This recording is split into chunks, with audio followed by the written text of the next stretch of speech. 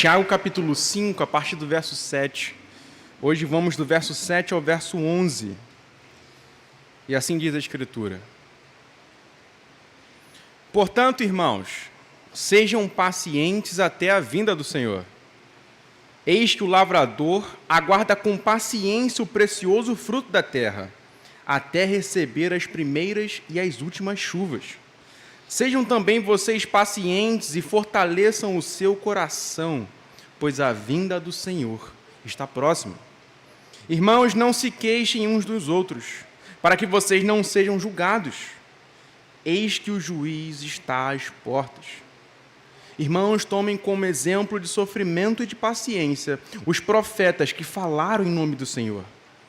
Eis que consideramos felizes os que foram perseverantes.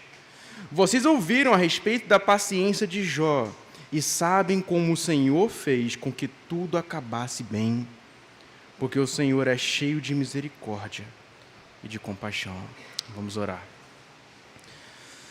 Senhor, nós agradecemos pela sua palavra nessa noite, Senhor. A sua palavra está diante de nós, foi lida aqui diante de nós.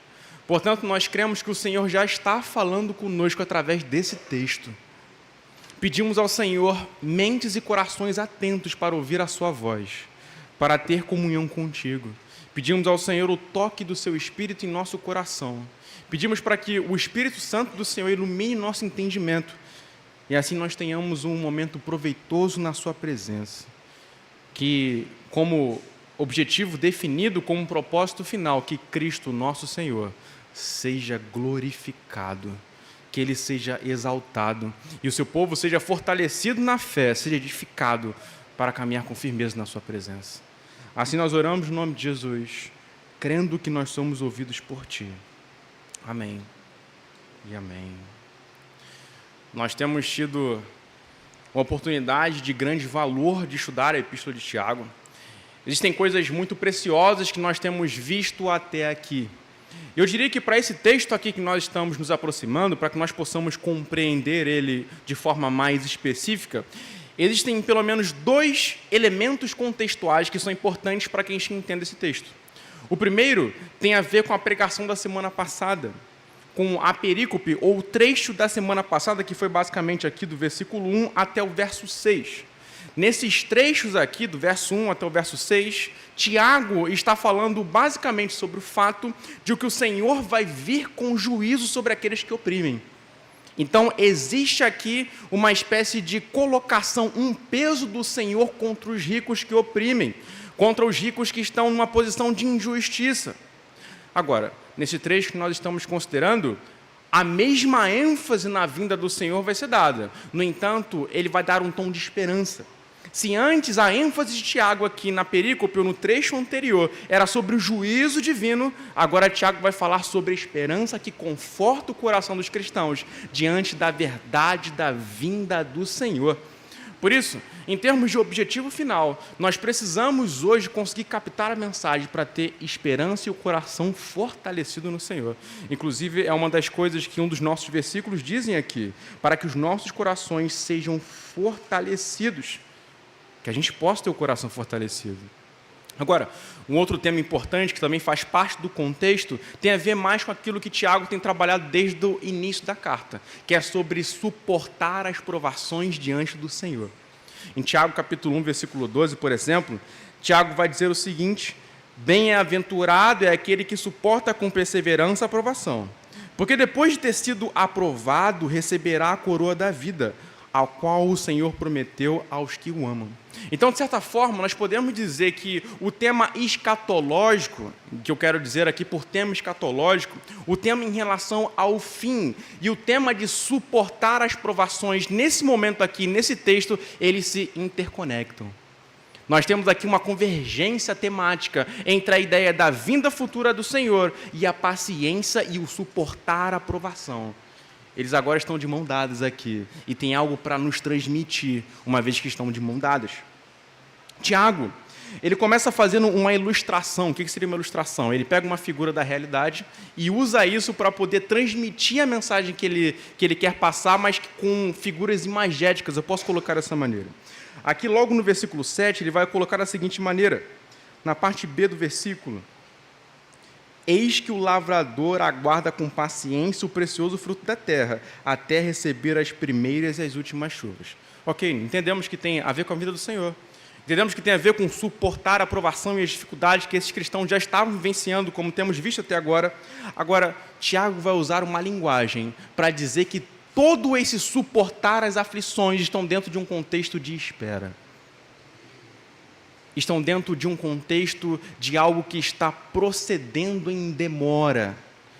Algo que você tem que suportar conforme o tempo vai passando, não como algo que se resolve em termos imediatos. Tiago não está propondo para a gente que a gente lide com a provação da seguinte maneira: olha, está difícil, Senhor, livra disso. Ok, faz um pirim-pim-pim lá e se resolve o problema. Você faz uma mandinga diante de Deus, e Deus, de certa forma, uma vez aplacado com a sua mandinga, Ele corresponde e faz aquilo que você quer, te aliviando da provação. Não é isso que Tiago propõe, não. Pelo contrário, existe uma jornada de demora, mas existe uma conclusão.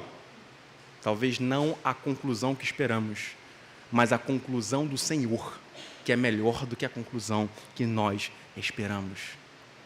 Deus tem uma resposta definitiva e final para a nossa aprovação, para suportar o sofrimento, e Ele vai dar essa resposta.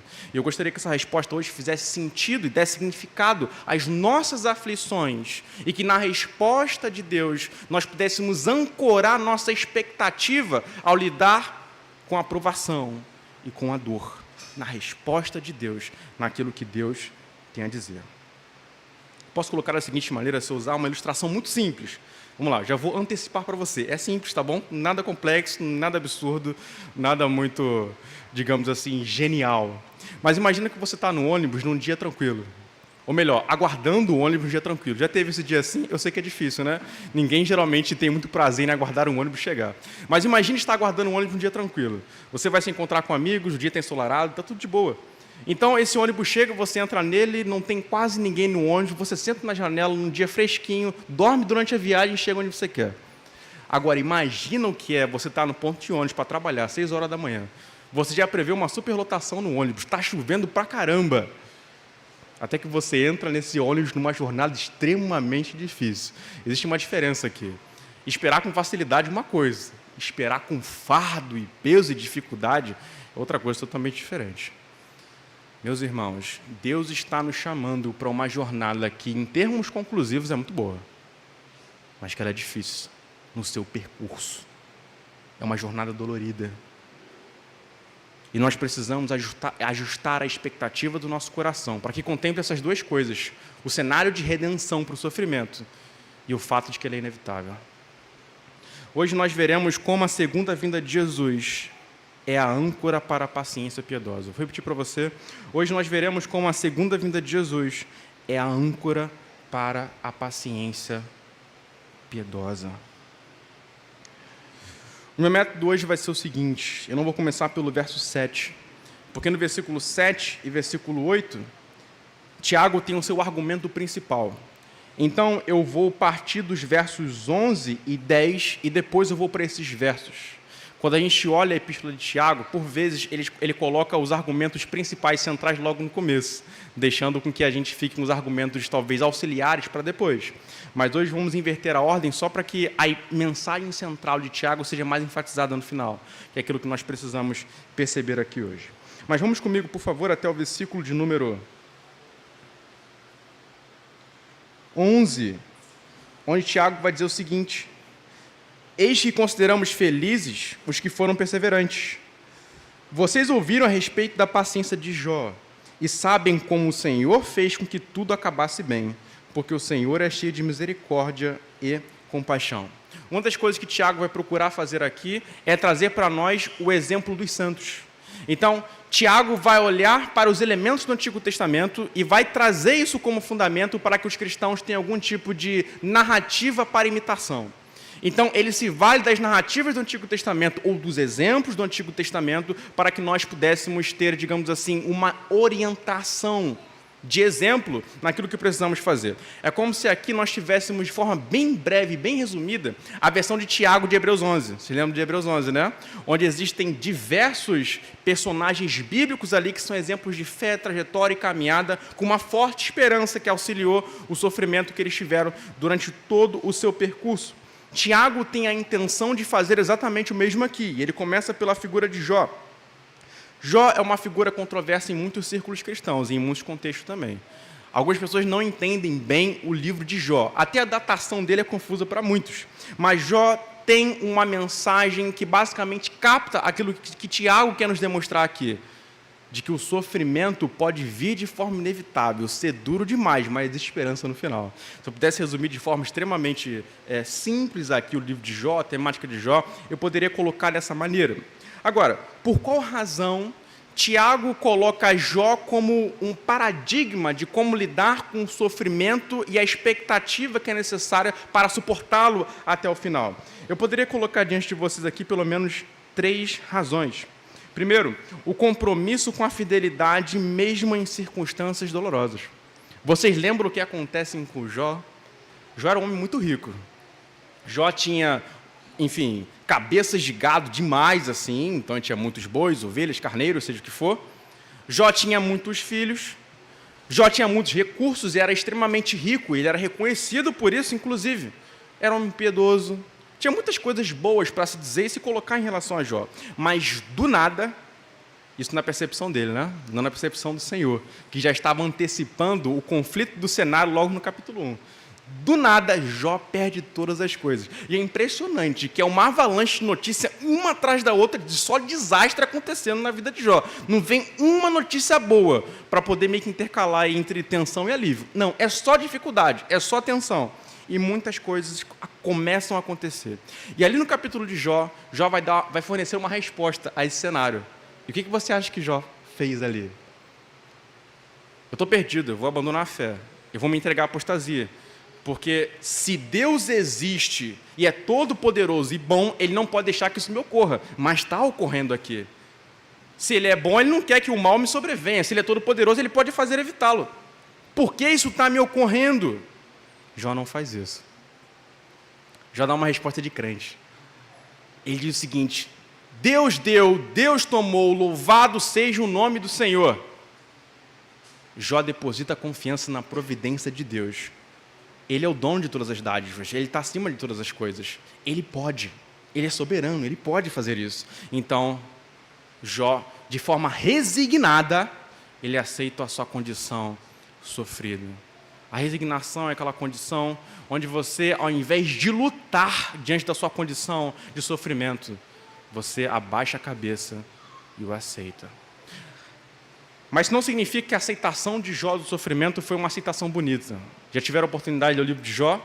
Eu posso dizer para você que a aceitação de Jó do sofrimento, e à medida que o livro vai avançando, esse sofrimento se estende de formas muito complicadas. Jó tem enfermidades severas, ele tem uma espécie de lepra na pele, onde a carne dele fica simplesmente absurdamente afetada, ele fica irreconhecível, as pessoas mal conseguem reconhecê-lo.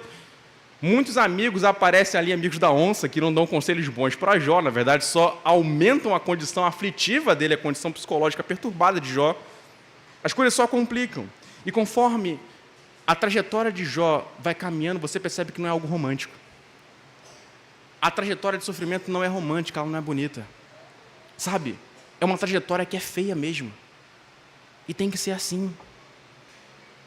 Jó vai lidar diversas vezes com questões na cabeça dele. Por que isso está me ocorrendo?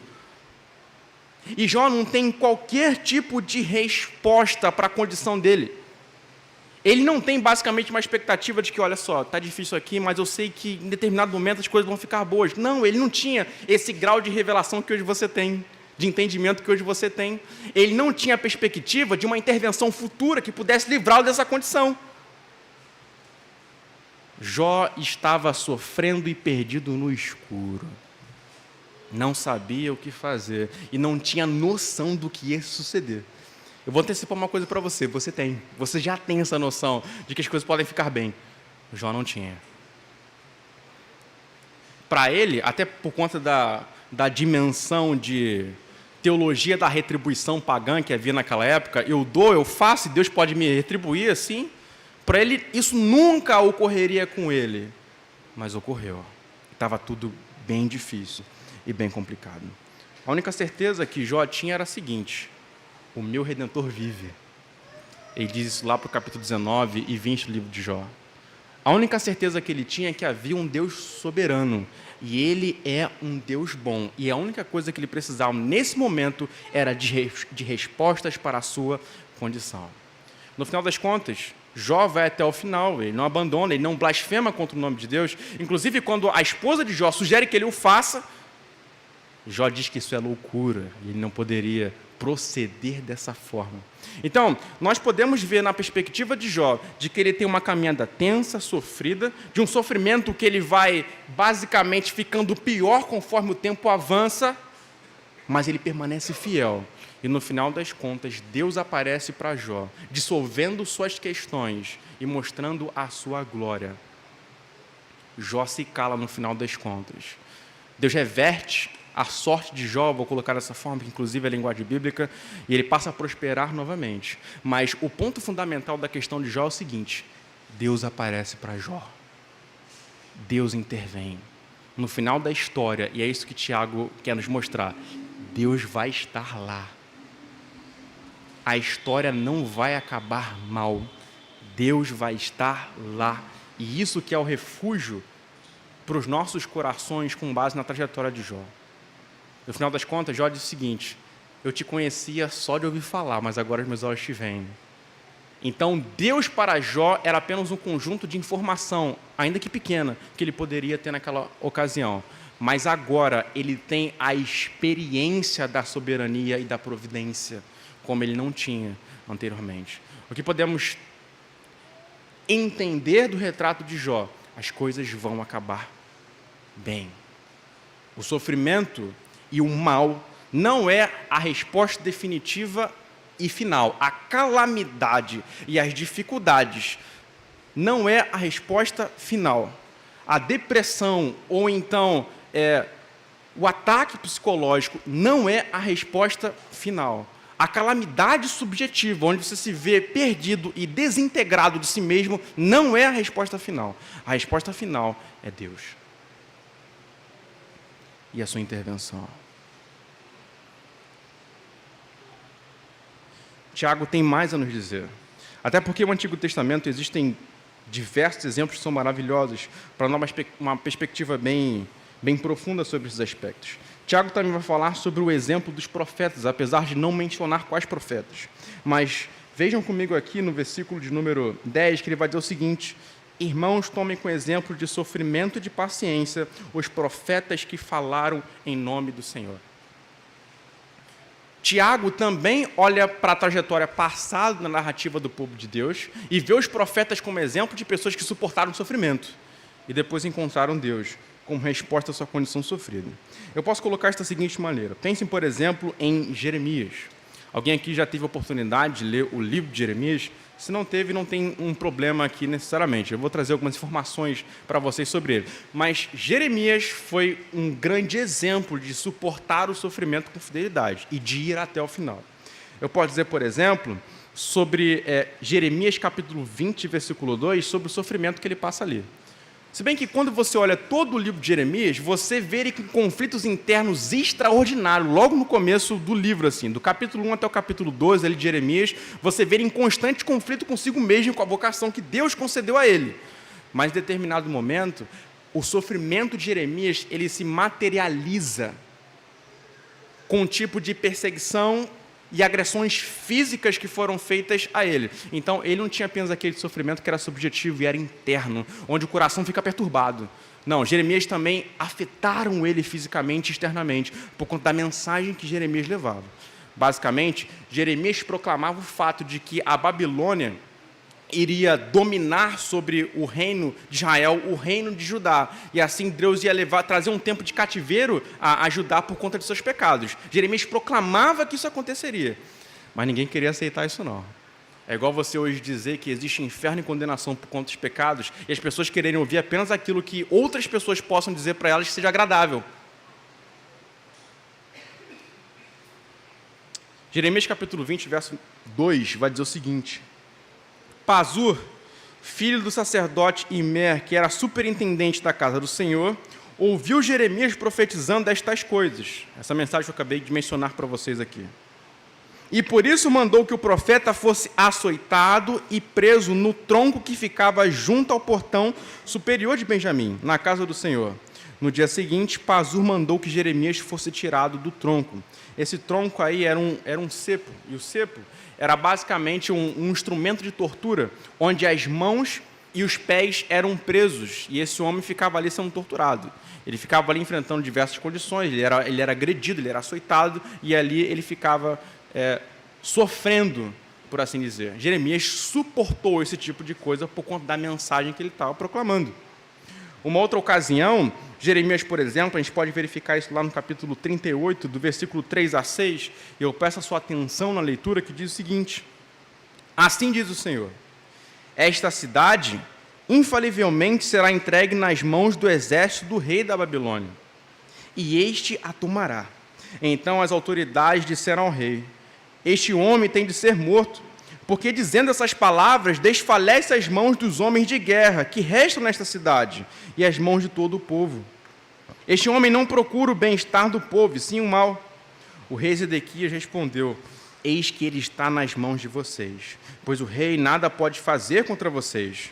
Então eles pegaram Jeremias e o lançaram na cisterna de Malquias, filho do rei, que ficava no pátio da guarda. Desceram Jeremias com cordas. Na cisterna não havia água, apenas lama, e Jeremias se atolou na lama. Desceram ele numa cisterna de lama, sem a possibilidade de conseguir sair sozinho. Esse homem estava sofrendo. Ele sofreu por conta da mensagem que ele estava entregando. Mas sabe por quê? Porque as pessoas não estavam satisfeitas com a mensagem que estavam ouvindo. As pessoas não tinham essa mensagem por algo agradável. No entanto, Jeremias continuou pregando essa mensagem, sendo fiel a ela.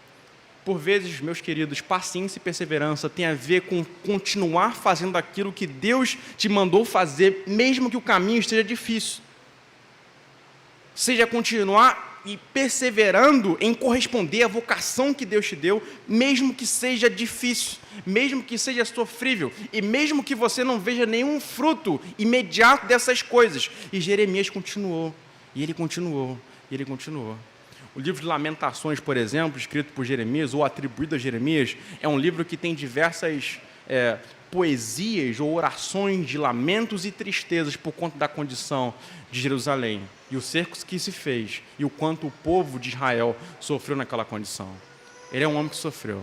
Ele é um homem que viu o seu povo e a sua terra entrando em colapso. Era um homem que não podia nem se casar com a mulher do seu povo, porque as coisas estavam no estado de degradação contínua. Sofreu, mas não parou. Ele sofreu, mas ele continuou. Do capítulo 38 para o capítulo 20, existe uma diferença muito grande de tempo. Mas Jeremias, desde a primeira profecia, onde ele começou a ser agredido, até mais para frente, quando ele é jogado ali naquela cisterna com lamas, ele continuou. Jeremias não parou. E perseverar e ser paciente, essas palavras aqui elas são sinônimos aqui nesse texto de Tiago, requer que se continue sendo fiel, continue caminhando sem parar. Meu irmão, não é hora de parar. Não é hora de dar passos atrás. Não é hora de ceder. É hora de continuar, ainda que você seja miserável e fraco, assim como eu. Você precisa continuar. Não pare, não aceite essa possibilidade, porque a caminhada cristã não é uma caminhada isolada que fazemos sozinha. Existe uma esperança e existe um Deus. E justamente por isso que o texto vai dizer que bem-aventurado é aquele que suporta a provação. Geralmente a gente traduz por feliz, mas bem-aventurado nem sequer tem o sentido de falar de uma felicidade interna, sabe? Eu me sentir feliz, alegre, deslumbrante, enfim, acordar cantando com os passarinhos não tem nada a ver com isso. É ser feliz no ponto de vista de Deus, em como Deus olha para você, por mais que às vezes por dentro você esteja cedendo. Mas, meu irmão, ainda que o seu coração desfaleça, não pare. continue caminhando. Existe um Deus e existe um desfecho que é bom. Por isso, continue a caminhar.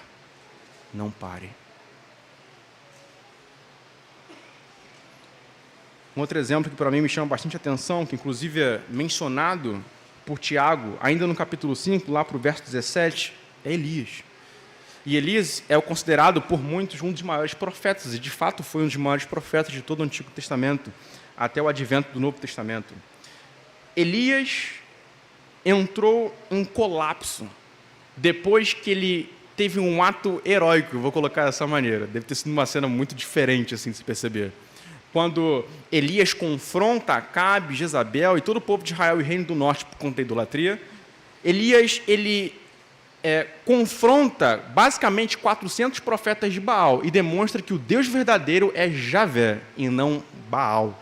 E naquelas circunstâncias, conforme o contexto ali do Antigo Testamento, né, algo que pode ser reproduzido atualmente, por exemplo, Elias vem a matar esses 400 homens, porque ele basicamente venceu o confronto, onde Deus se mostrou poderoso e soberano e aqueles deuses como falsos deuses. Então, eles tinham um bezerro e invocaram cada um as suas divindades para ver se qual divindade faria fogo cair do céu sobre aqueles bezerros, e foi o Deus de Elias, que é o nosso Deus, que fez o fogo cair sobre aquele bezerro. Mas depois daquele momento, Jezabel ameaça Elias. E o homem que, pela fé em Deus, fez fogo cair do céu, começa a ficar com medo dessa mulher. E então ele foge para Berseba. E ali ele entra naquilo que muitos teólogos e intérpretes vão falar que ele estava com depressão.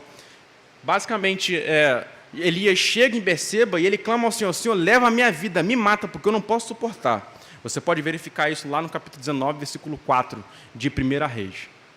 Então, olha só. Acaba, eu não quero mais, Senhor, tá impossível suportar a minha condição hoje, eu sou o profeta mais importante, as pessoas contam com a minha voz, mas eu não consigo ir mais adiante, eu estou com uma ameaça sobre a minha própria vida e posso morrer. E estava com medo, e eu acho que você sentiria também, e eu também sentiria nas circunstâncias que Elias estava ali. Esse homem, ele desfaleceu internamente, não podia suportar o fardo que estava sobre ele, mas no final das contas, Deus ergue Elias e faz com que ele continue a caminhar. Mesma coisa eu posso falar de outros profetas. A tradição, por exemplo, fala que acerca de Isaías, que ele foi cerrado ao meio, como é mencionado ali em Hebreus 11, sem especificar que era Isaías. Outros profetas passaram por muitas dificuldades, por perseguição, porque a profecia deles não era palatável. Pelo contrário, era peso e palavra do Senhor. E muitos não estavam querendo ouvir, porque era desconfortável para eles. Era um clamor, um chamado a arrependimento e confronto em relação à própria idolatria e pecado. E aqueles homens não queriam deixar seus pecados. Por isso, muitos desses profetas foram perseguidos, foram mortos e passaram por diversos desafios. Jesus Cristo, inclusive, referencia esses profetas no Sermão da Montanha, ali no capítulo 5, falando de que muitos perseguiram deste mesmo modo os profetas. Eles passaram por dificuldades. Mas sabe de uma coisa também sobre os profetas? Eles foram até o final. Eles continuaram a jornada e continuaram caminhando. É costume a gente dizer que se a jornada está fácil, tem algo de errado. Tem alguma coisa que é preocupante, porque a jornada ela é naturalmente difícil. Ela é um fardo a ser suportado, sim, e ninguém está negando esse fato. Mas uma coisa que eu gostaria de trazer para concluir esse ponto para vocês é o seguinte: Jó, Elias, Jeremias, Isaías, Daniel perseveraram e passaram por todos esses desafios, conhecendo a Deus menos que vocês. Isso não soa estranho para vocês, não? Eles tinham uma perspectiva de algo futuro que poderia acontecer em relação à libertação deles como povo de Deus, ou então da vida do Messias, só que eles entendiam menos de Deus, do seu plano redentor, do que você hoje entende. Eles deveriam ter um Pentateuco na mão. Você tem basicamente 61 livros a mais para poder ler. Eles não tinham o grau de revelação que vocês possuem, e foram até o final. Mateus capítulo 13, versos 16 e 17, Jesus referencia isso dessa maneira: Bem-aventurados, porém, são os olhos de vocês, porque veem, e bem-aventurados são os ouvidos de vocês, porque ouvem. Pois, em verdade, lhes digo que muitos profetas e justos desejaram ver o que vocês estão vendo, mas não viram, e quiseram ouvir o que vocês estão ouvindo, mas não ouviram. Vocês têm um conhecimento ainda superior de Deus e do seu plano redentor e do seu caráter, para que estejam ainda mais firmes. Apeguem-se ao conhecimento que receberam de Deus em Cristo e não se deixem voltar atrás. Não se deixem perturbar, não se deixem retroceder. Suportem o sofrimento, ancorem o entendimento que vocês têm do plano de Deus em Cristo e fique firme nele, sem voltar atrás. Sabe, se apegue a isso. Vamos lá, é interessante isso, né? Quando você está sofrendo, sabe o que você precisa? Quando o fardo está difícil de suportar, sabe o que você precisa? De teologia. Pegue alguns livros, leia eles, faça isso um exercício constante da sua vida, cresça em entendimento, e mais firmeza te será comunicado da parte do Senhor, e mais firme você estará. Esses homens sabiam menos, mas foram até o final. Você sabe mais e pode ir ainda mais além. Não retroceda, continue a caminhar. Agora eu gostaria de ir com vocês até os versículos iniciais, onde Tiago vai expor aqui as verdades relacionadas com a vinda do Senhor. Versículo 7 vai dizer o seguinte: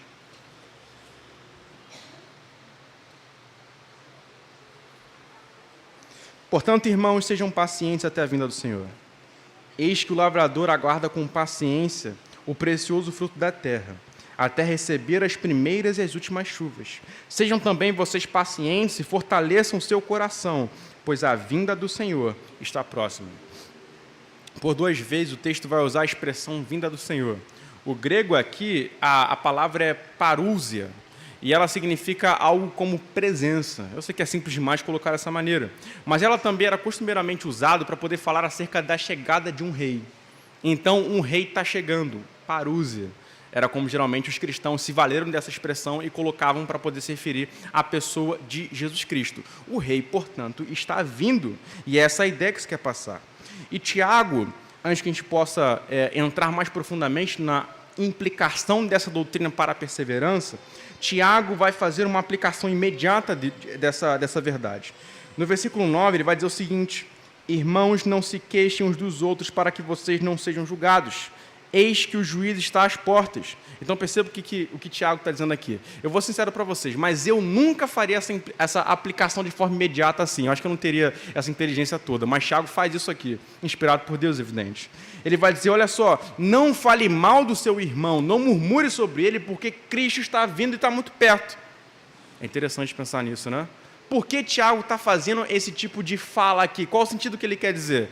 Basicamente é o seguinte, olha, meu irmão, tudo que você tem contra o seu irmão, as dificuldades que você tem contra ele, Jesus vai resolver. Então se aquieta. Se você não conseguir resolver com ele, deixa que Deus vai resolver e deixa nas mãos dele. A postura que busca reclamar do outro, se queixar ou murmurar, ou trazer maledicência sobre o outro, é uma postura de alguém que não entendeu a urgência da vinda de Jesus, ou todas as suas implicações. Porque qualquer tipo de diferença ou dificuldade que a gente tem aqui, Cristo vai resolver no seu retorno. Qual a implicação, portanto, da vinda do Senhor? O nosso tratamento com o outro é um tratamento também de paciência e espera. Diferente isso, né? À medida que esperamos ao Senhor, também somos pacientes no trato um com o outro. Não estamos ali a todo custo querendo impor que o outro mude dentro dos nossos moldes. Pelo contrário, estamos ali para que o Senhor faça no seu tempo e na sua vinda. Vou dizer uma coisa para você, qualquer demanda que você tem com alguém, Jesus vai resolver algum dia. Se você não conseguir resolver aqui.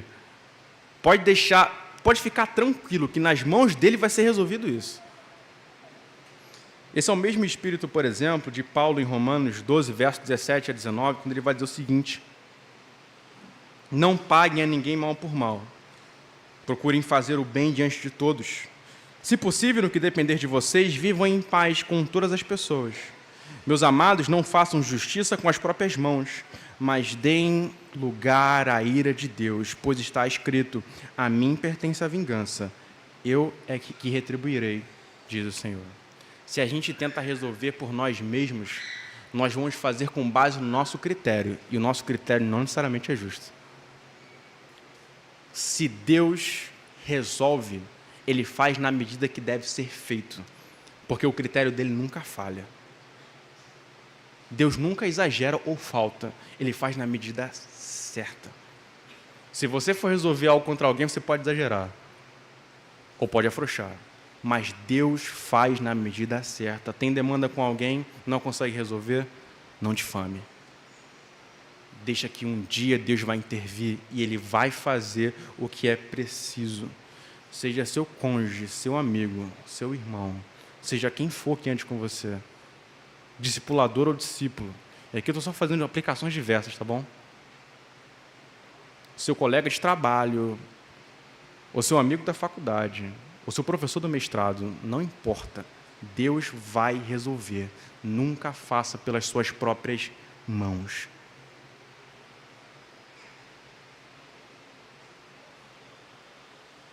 Eu gostaria de continuar o argumento em relação à vinda do Senhor.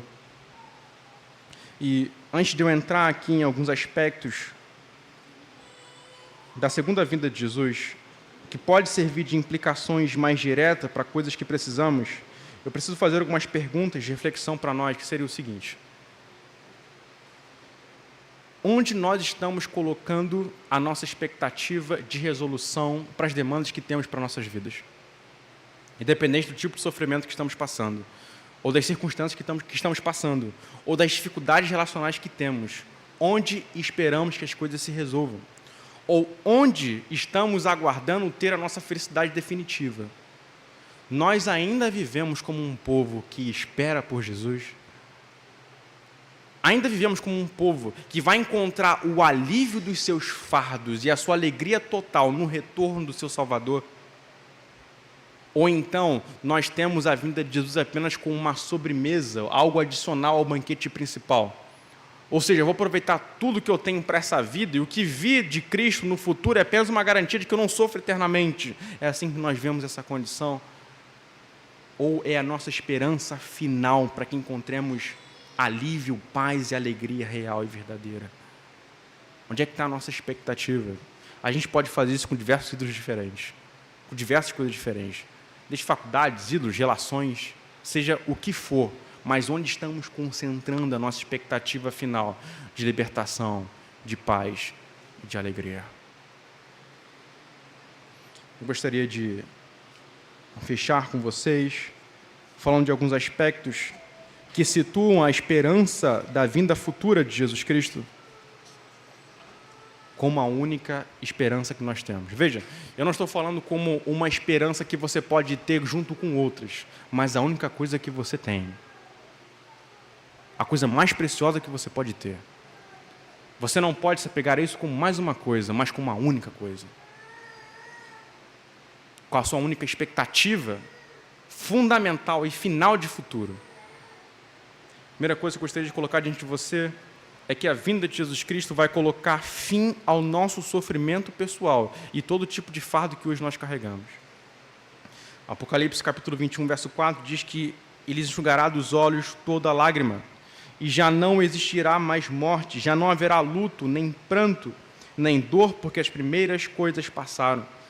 Então, todo o sofrimento, do ponto de vista pessoal, será extinguido com o retorno de Cristo. Você não vai sofrer mais.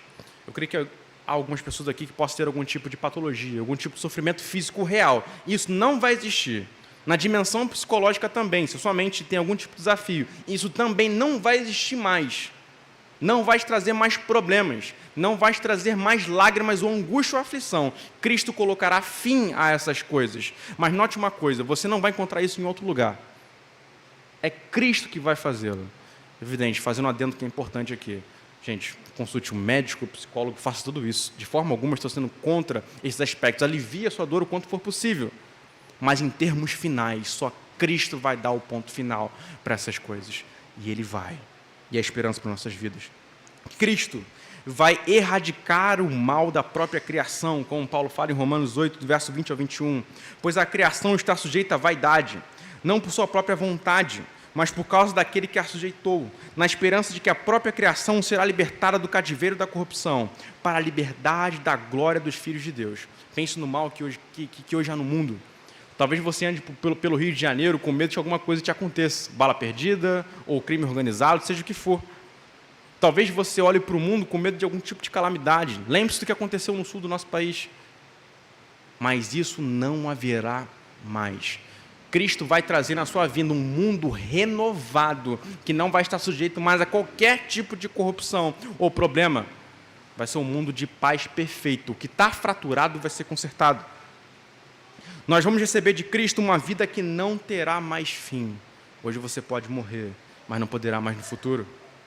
Em 1 Coríntios capítulo 15, verso 53, o Senhor diz o seguinte: porque é necessário que este corpo corruptível se revista da incorruptibilidade e que o corpo mortal se revista da imortalidade. Um corpo que não morre, não está sujeito mais a doenças nem qualquer tipo de mal.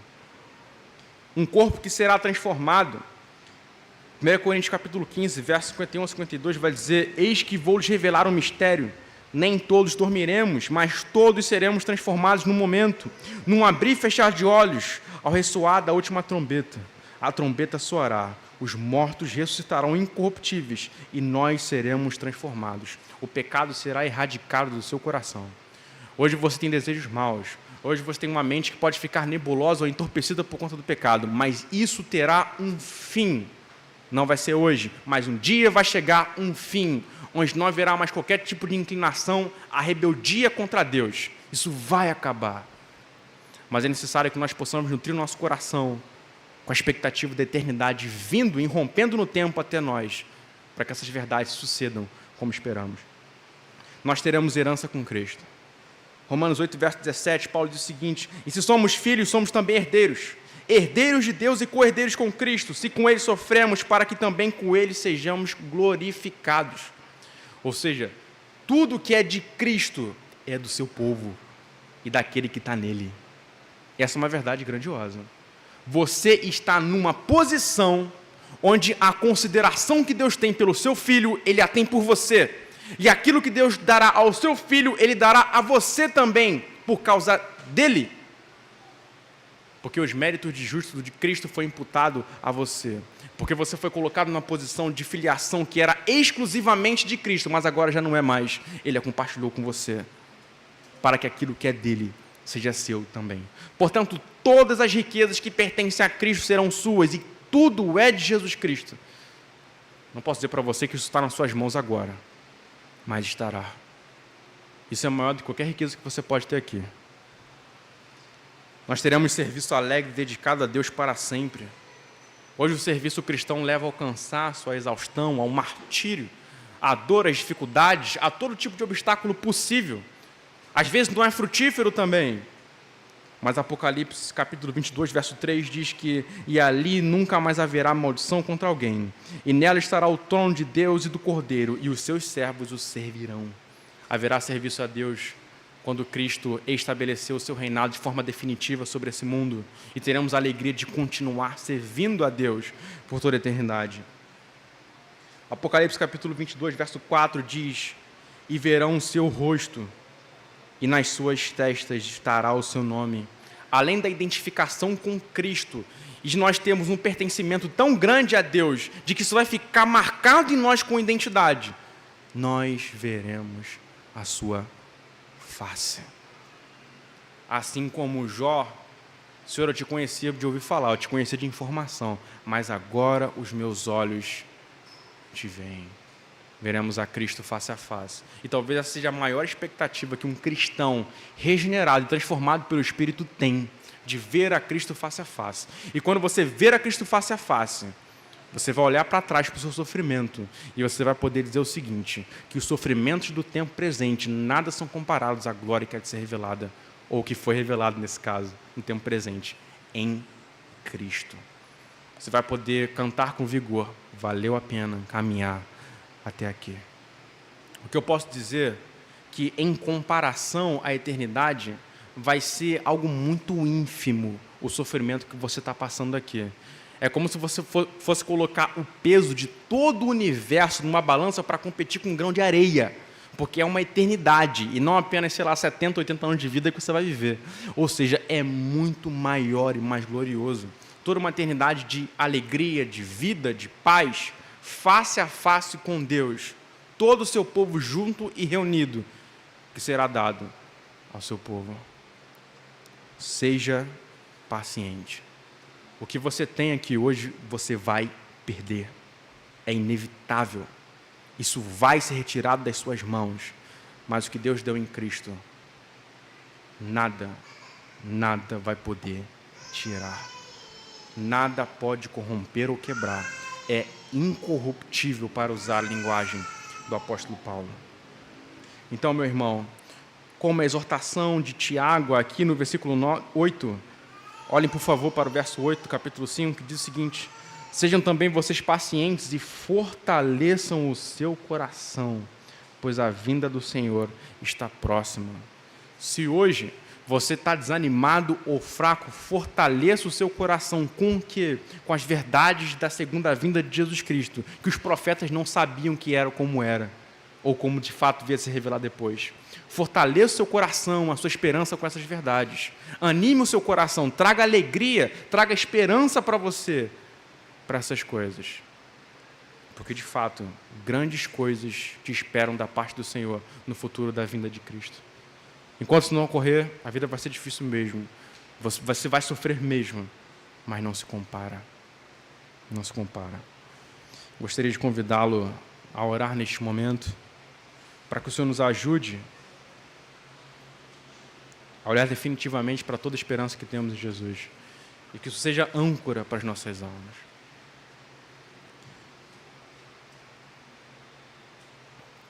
Pai, nós oramos ao Senhor nessa noite, no nome de Jesus. Ó Deus, grave a eternidade com Cristo em nossos olhos.